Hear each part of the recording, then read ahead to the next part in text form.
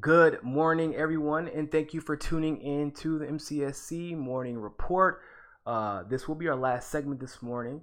I am your host, Niko House, and I want to thank you all who tuned in for the other two segments. If you have not, sorry about that. If you have not saw or have not seen the last two segments, I strongly urge you to. It's you can go to the YouTube links, or you can go on Facebook and watch on my public figure page. First and foremost, want to ask you all to share this video if you have not already. I'm sure a lot of you have. That's the first thing a lot of you do, and I appreciate it. And that would actually be awesome if whenever you come to my videos, because obviously the only way a lot of people, I have a really crazy loyal fan base. I always tell people that I have the best fan base in the world, and if some of you have been in my inbox, you know I talk to you all as much as I can. Hopefully I will have a lot more free time to do so. It's really amazing how crazy we grow whenever we just have one day where for whatever reason that video just gets shared and blasted, and my fans who are loyal then end up creating loyal fans as well, but people who don't even watch politics or pay attention to politics. They're just like, wow, man, thank you for showing this. So, if every time you see one of my videos, even if you've already seen it, share it. Share it on your page, share it on one of your groups, because that's the only way this important information is going to get out. Remember, a lot of the information I talk about, especially in regards to politics, or the party politics, Bernie Sanders, the Democratic primary, things like that, is coming from firsthand experience. I've been there. I've seen it. I've done that. So definitely share the videos. That's the only way we're going to be able to grow. Don't forget to join that one follow $1 campaign, or if you're on you can do that by going to the Patreon link in the description, or at the top of the page, or if you're on YouTube and you feel more comfortable doing a super chat donation, perfectly fine with that. I know some people prefer that method. It's a lot easier. So yeah, if you want to do the super chat, you can definitely do that. We just had a super chat. Matter of fact, I'm going to go look at who it was, because I always shout out my super chat people. It disappeared. I have to figure out what the name was. But no, I didn't forget about you, super chat person. I will find out your name and I will shout you out on a later video. But with that being said, I want to go ahead and get started. So what's up? How did we get to this point, right? How did we get to this point? Just in 2016, I should say, they were claiming, the Democrats, they ran, I would say about 60% of their platform was, he's a billionaire businessman and a reality TV star, primetime television host. He is not a politician. He is not qualified to be the president of the United States. And then would always go forward to make him qualify as to why he should be the president of the United States, which I don't have a problem with them making him explain why he's qualified to run, and why he's qualified to lead. I don't have a problem with that. I do have a problem, however, with how much the Democrats, that's kind of funny, we should use that later, but the Democrats harped on that fact. Think about it. How often do we hear that? In fact, today, neoliberals are all over Facebook, Twitter, and otherwise saying the same thing. He's not qualified. Now, if you want to get into the mental stuff, I think that there is possibly something wrong with him there, given the tweets last week. It was really weird. Trump tweeted some things like, hey, intelligence is something that I was always known for when I was a kid. I was the most intelligent. It was really weird. Seriously. It was put commas in weird places. I feel like he failed English a few times. So if we're talking about from a mental stability thing, right at this very moment, Cool, whatever. But that's not the argument they were using. You know why they couldn't use that argument before? Because we actually used that argument for Hillary because she actually was showing clear signs that there was something going on in her head, that she wasn't physically healthy, that mentally she wasn't all there. And Misty on Facebook said he's the best genius. There's a lot of geniuses out there, but I'm the best. You know, when I would do my work and I would get A's, I wouldn't just get A's. I would get the greatest A's in the class. Okay. It takes a lot of work and a lot of effort to get those type of A's. And if anyone people could get A's, trust me, people. Trust me, it's me. I can get the best A's. If you really want an A, mind you, you can't really get any higher than an A. But if you really want an A, that's an actual A. It's one of those fake A's. I am the guy you need to see because I got the best A's. Yeah. So that's pretty much what Trump did, by the way, again on Twitter, but it's recorded and it's written down. So that's a problem. But he can't go back. It's everywhere. Now, just quick caveat, really quick. It's going to be so awesome in 25 years when we get to go show our kids what the president tweeted.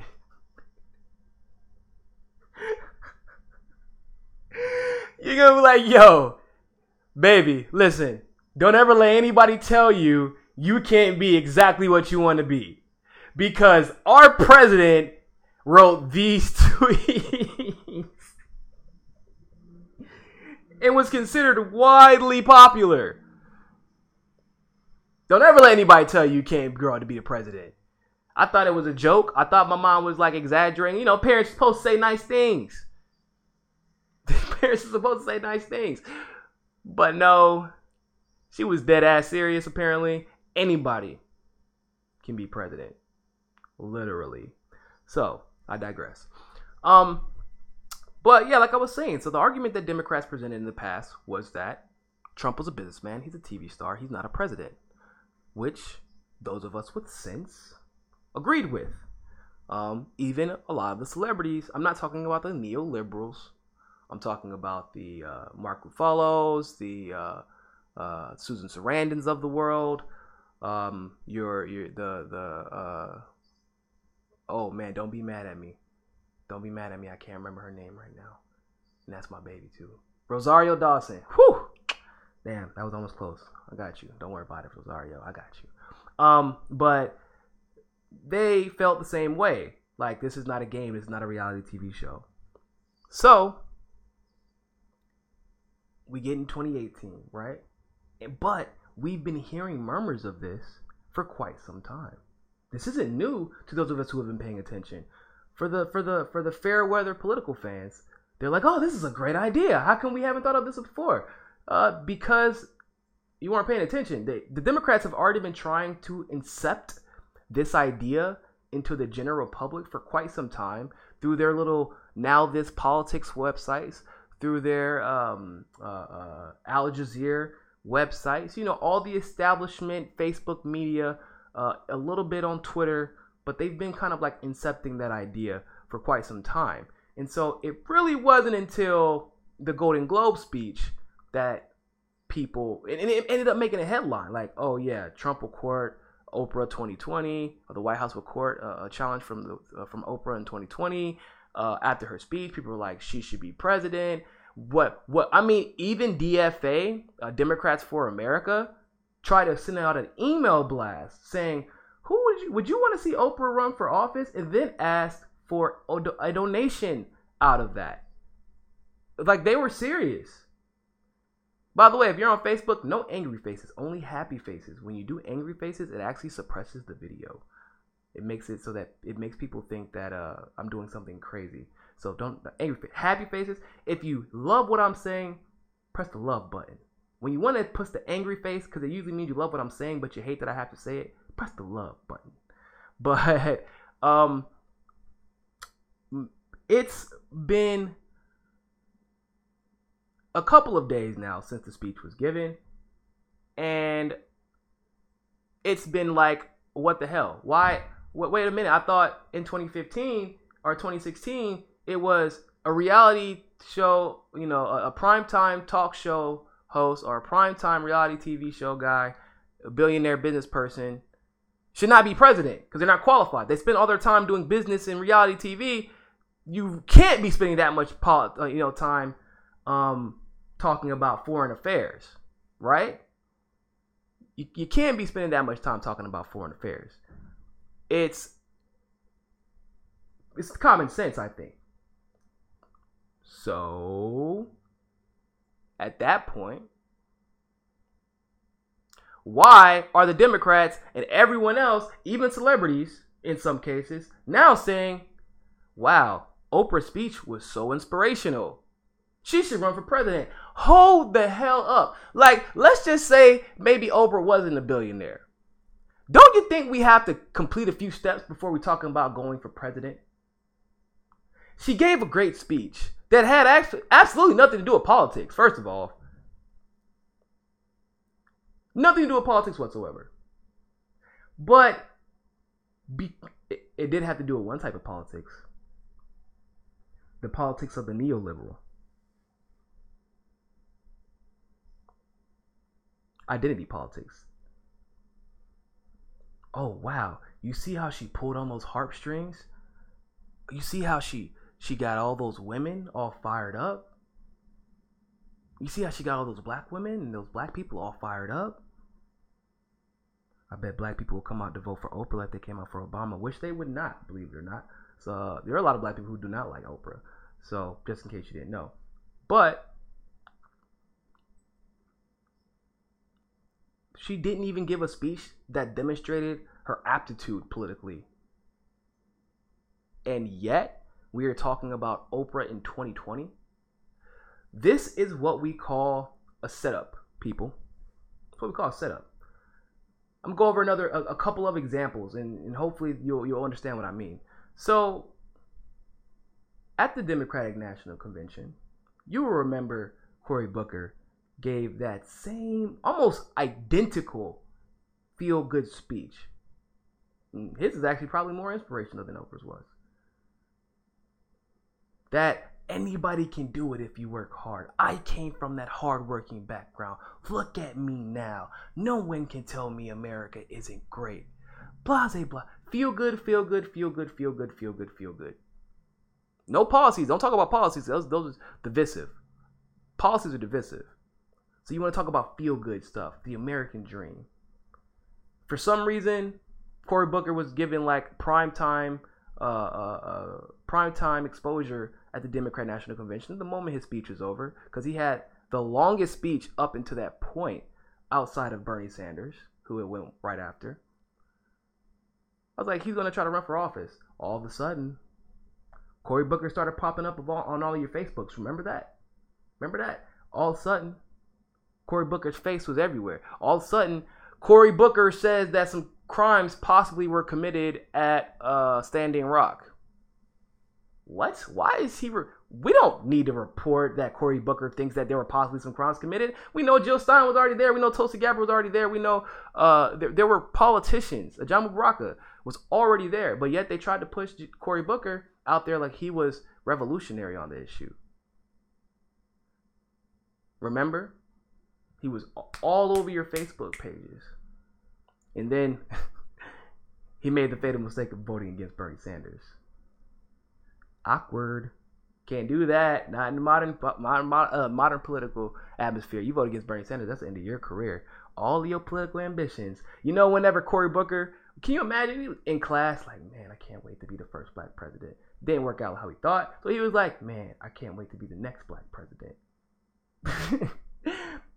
He had so many dreams and aspirations at that convention. You just knew. He's like, hell yeah, I'm about to be president.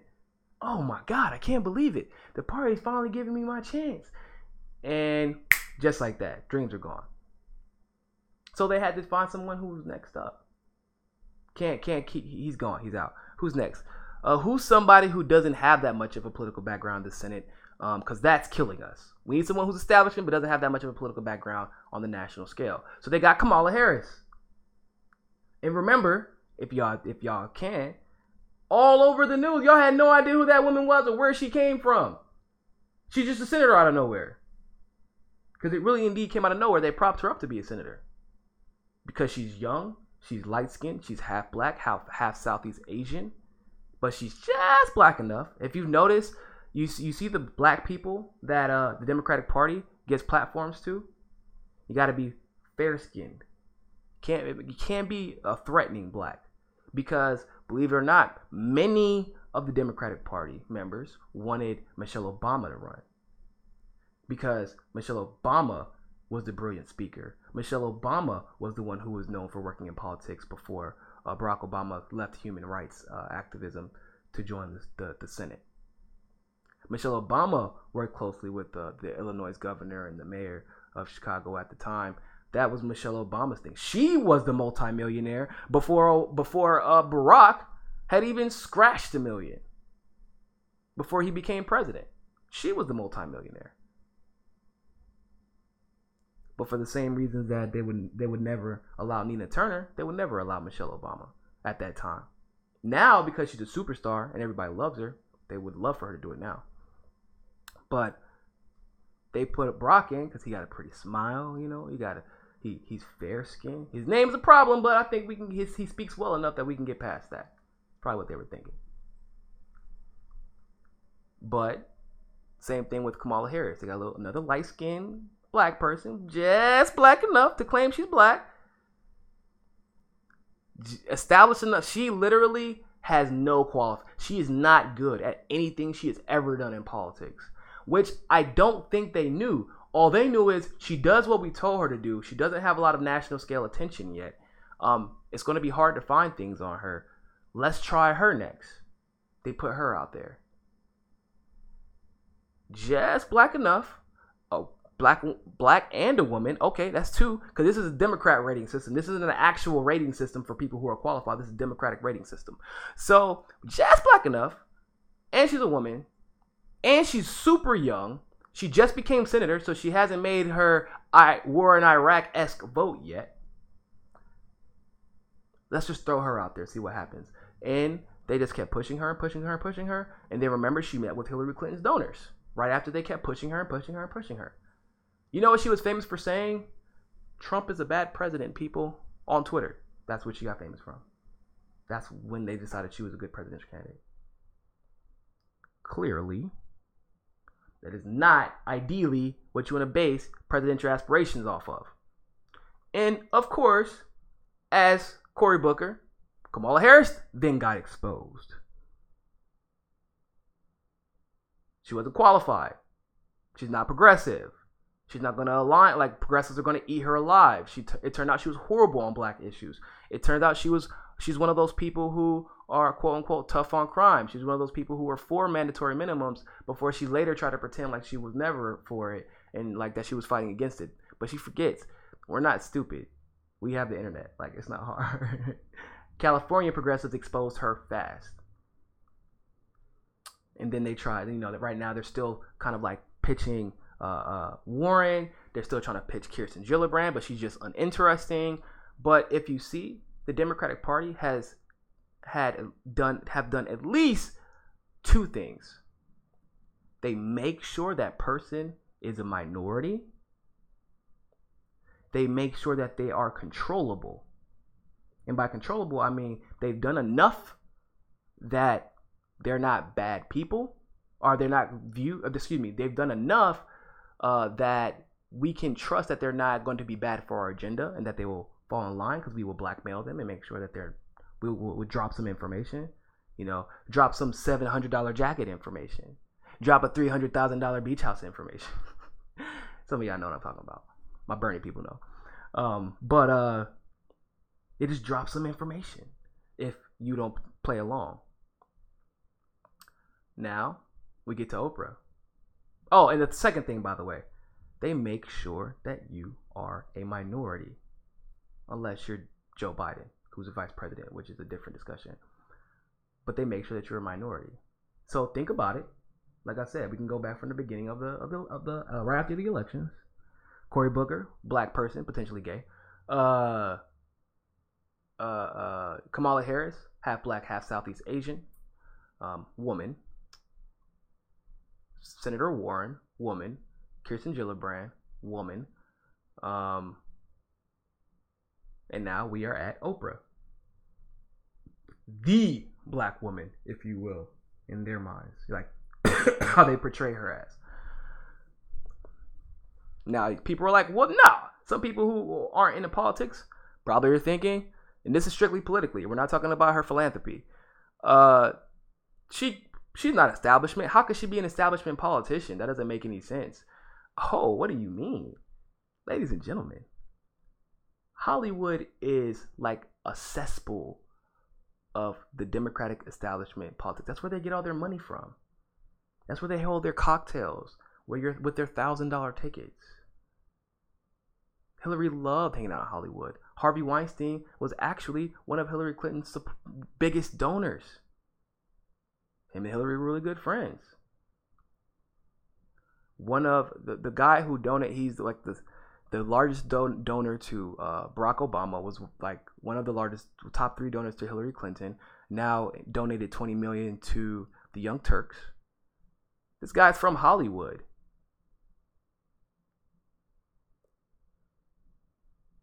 Remember Trump, Hillary, Bill, all of them used to hang out together. Remember Jeffrey Epstein, Lolita Express, Trump, Bill, all on the same plane. Hollywood and politics go hand in hand. Where do you think the propaganda comes from? I dare you all to look up Matt Damon and who's the other one? Matt Damon and Ben Affleck. Yeah, and Ben Affleck. Is it Ben Affleck? Yeah. That's J Lo's ex-husband, right? Yeah, and Ben Affleck. Look up Matt Damon, Ben Affleck, military propaganda. See what movies they primarily made. Look up their parents' background. Look what they've been brought to Hollywood to do. Seriously. The military bought out Hollywood a long time ago. It's like not even a like hard to find. You can Google it and they'll show you the contracts, how much they paid, and what the deal was. The deal was Hollywood would create propaganda whenever the military needed it. And it's still that way today. That contract hasn't expired.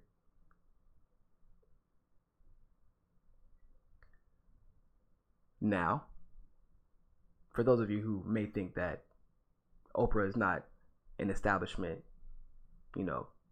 potential, that she's not already establishment, well, let's look at this.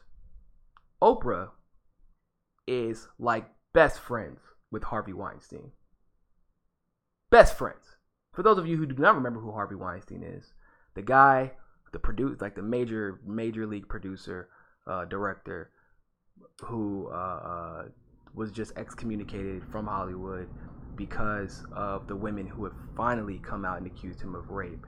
And then he went to Europe instead of really being prosecuted, which is probably what should have happened. But Oprah Winfrey is friends with him. Best friends. Now, maybe I'm naive. Maybe I'm being too presumptuous. But you best friends with somebody, you hang out with somebody, you kissing them on the cheek, and I'm sure plenty of my people will drop pictures in the comment section. You kissing someone on the cheek like that, you know enough. You know what they've been up to. You know what the rumors circulate, okay, right? If you've been in a small town, and indeed Hollywood for celebrities is a very small town.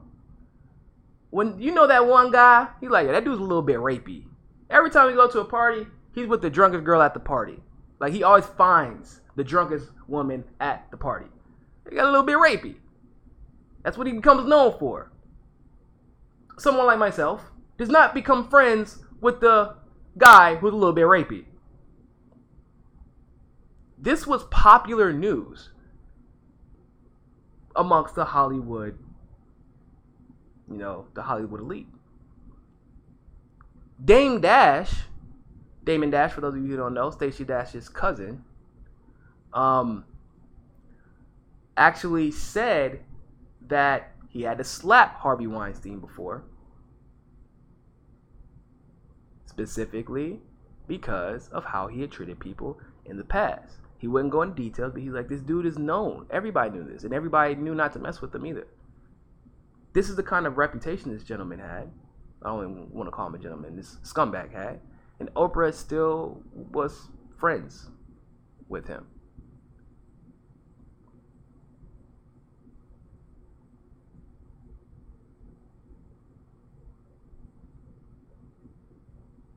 So, imagine everything she knew and did not say. Now here's where it gets better. That beautiful speech that everyone talked about, the Me Too speech, women empowerment. You got the nerve to talk about women empowerment and, Me Too and all that good stuff. But the women who accused Harvey Weinstein of rape, the women who started the Me Too thing,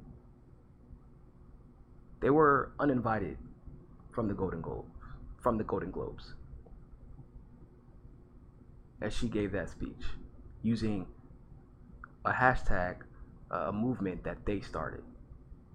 She did not mention one of their names, even though it's not like they're hiding anymore. They're not hiding. Thank God, they're out of hiding.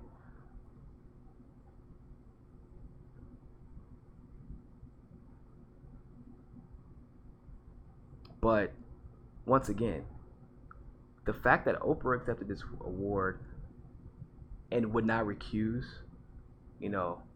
her friendship with Harvey Weinstein, given what we know, and to do it publicly would have been a big deal for me, for a lot of people, I think.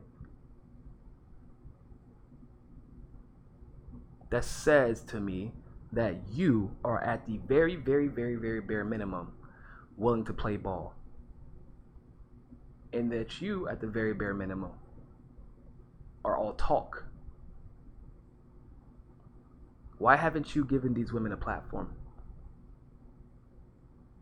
Why haven't you know what goes on in Hollywood? Why haven't you given any? I understand, hey, as a black woman in the prime of her career, before she got the Oprah Network, before she got all of that stuff, I understand why that would have been too dicey for you. So I'm just going to leave it alone altogether, because I'm sure she even faced her share of sexual harassment. I can guarantee it. However, you're at a way different level. You're a billionaire. No, ain't nobody going to just stop Oprah from being a billionaire. Once you become a billionaire, I don't think that you can just be stopped from being a billionaire. Especially with the amount of billions she got. So why not give those women a platform? Because you know it's true. Tyra Banks has talked about this. Angelina Jolie talked about this. Like, everybody corroborated this stuff. But you just sat silent. You sat silent. You have the ability to give people platforms. You do individual interviews on your own network, controversial interviews, one-on-one interviews on your own network all the time. But you decided that these women don't deserve the platform. But you're going to champion the whole Me Too movement? Why you got to champion the movement? The lady, you have her number. She's on Twitter. They added you.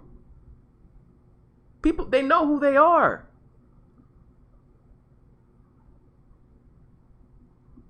And that may seem like something that is very small, people. But no, it is not. That is indicative of what Oprah stands for now and what she could potentially stand for or not stand up for in the future. What she would she let something like this slide and then take credit. Like, I'm not saying she's taking credit for the movement, but she kind of pretty much did. Oh, she's such a strong woman. She's such a strong woman. She's representing women everywhere. Like, hold up, what? What about the women who actually started the movement? For those of you who don't know, they were dressed in black at the Golden Globes. The women were, because of the Me Too movement, to support the rape victims of Harvey Weinstein, supposedly, and rape victims everywhere.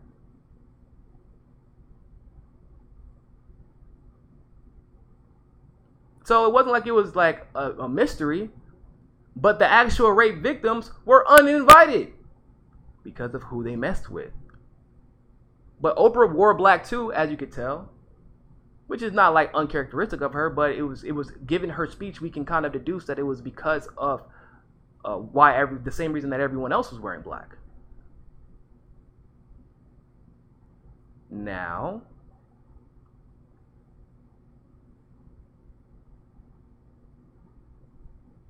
if she would be okay with co-opting a movement for the establishment in such a, just a bombastic fashion, such a braggadocious fashion,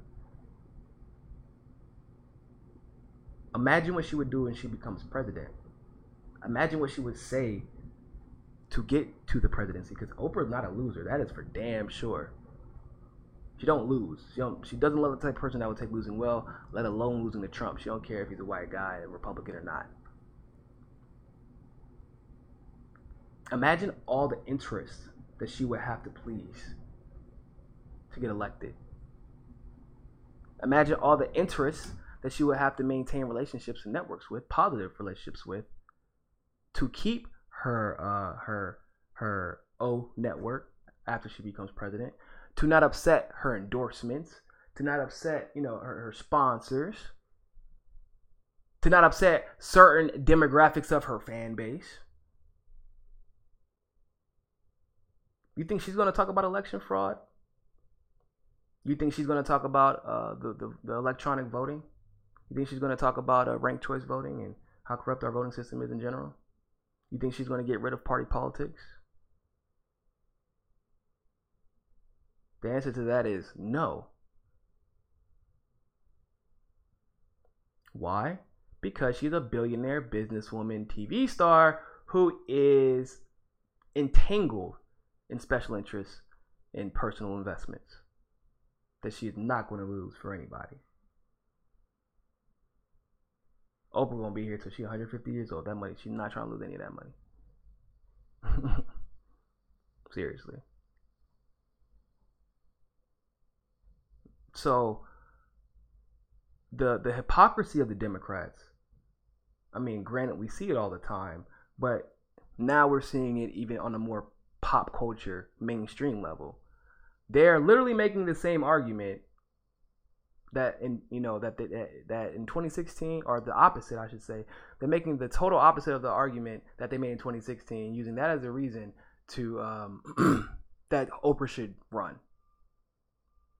And at the very bare minimum, the people who are saying that she should run, but not exactly using the fact that she's popular as a reason, are just ignoring the fact that y'all use the argument that business people, billionaires, TV stars, those type of people should not be president. Like I said, they weren't qualified. 60%, like I said, of the argument against Trump, hell, 60% of their platform, Democrats didn't have much of a platform. It was mediocrity is key. Let's maintain. That was their whole thing. 60% of their platform was don't bring this guy in because he's unqualified. Well, it's one thing if we let her prove herself and prove that she is competent, but we haven't even seen that yet. Y'all are saying she should run, and she has not proved to be competent. She endorsed Hillary Clinton. At the very bare minimum, for me personally, it shows she's not competent. And there are some people who, you may like Oprah as a person, and there's really nothing wrong with that. Like, Oprah's not perfect, but she has done some great things. It's cool, whatever. I don't think she is inherently evil. I don't think she's like that. I think she does stupid stuff sometimes. But I have friends that I don't align with politically, and I wouldn't vote them into office. That doesn't mean I hate them. Doesn't mean I dislike them. Doesn't even mean I don't love them. But some of my friends, I'm looking at them and I'm like, bro, you cool and all. You're nice to have a beer with, and we cool road tripping together. But don't ever run for office, because I will actually do whatever I can to make sure you don't win, because the stuff you be saying is stupid. No matter how nice that person is. Because a nice person does not a president make. I want you to be sound in logic, sound in reason, and pure in intention. I think that's reasonable to ask for. I I don't even need you to be extremely like politically affluent. I just need you to be sound in logic, sound in reason, pure in intention. Some people suggested early on my YouTube channel that Seth MacFarlane actually would be a good guy to run because he is very sound in logic, very sound in reason, and has proved that he has, for the most part, good intentions across the board. Guy endorsed Bernie Sanders off the bat. Went up against celebrities saying, you know, this is the type of people you want. I wouldn't mind running. I don't want to see another celebrity run, but these are the type of people. If a celebrity had to run, I wouldn't mind seeing someone who goes up to his celebrity friends at a speech and says, "Hey, we have enough money, people. Like, it's okay. Is it really that much to ask to pay our fair share? We're getting every tax loophole that we could possibly get. Is it really that hard for us to pay our share? Is that too much to ask for? Is it that too hard to ask for people to get the opportunity to achieve what we achieve?" He said that to people who could decide not to invest in him, not to network with him, etc., etc. Oprah's never once said something like that to people. She's like, forget that I'm a billionaire. Here's a new car. But that's the end of this segment. Like, share the video. Comment below. Let me know what you think. I will see you all later on this evening. And always remember, people, find your balance. Peace.